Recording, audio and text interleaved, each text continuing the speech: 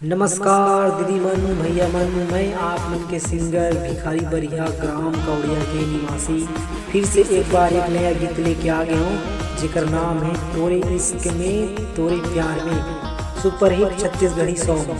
दोस्त मन ये गाना आप मन सुनाओ, आप मन के प्यार दो, अच्छा लगे तो लाइक करो, शेयर करो और मोर चैनल पीके बरिया ला बिल्कुल सब्सक्राइब करो। धन्यवाद।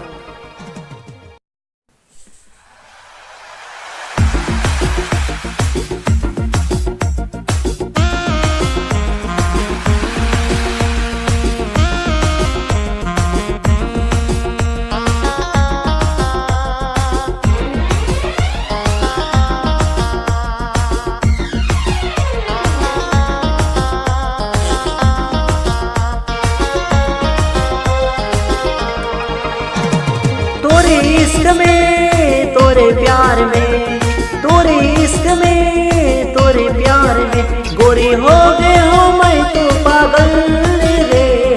झंझावे नहीं नाले दूर रे, गोरी झंझावे नहीं नाले दूर रे। तोरे इश्क में तोरे प्यार में, तोरे इश्क में तोरे प्यार में गोरी हो गए हो मैं तो पागल रे।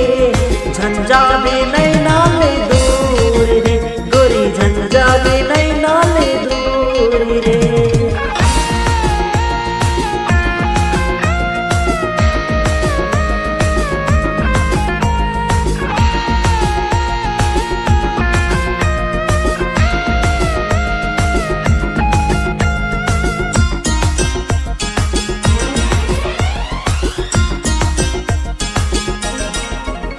अब नींद नहीं चैन नहीं मोला तोर बिना, कैसे कहो प्यार हो गे मोला तोर संगना।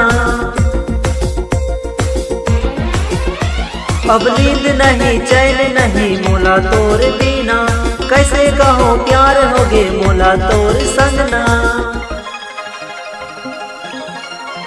मोर आखिले बात है झोर रे, झंझावे नहीं नाले दूर रे, गोरी झंझावे नहीं नाले दूर रे।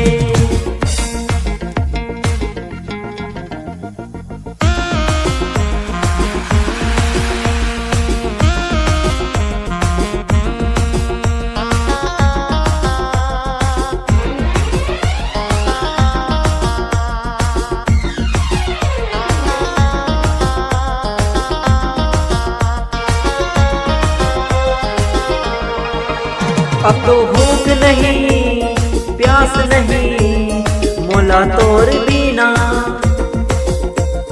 कैसे कहो प्यार हो गे मोला तोर संगना।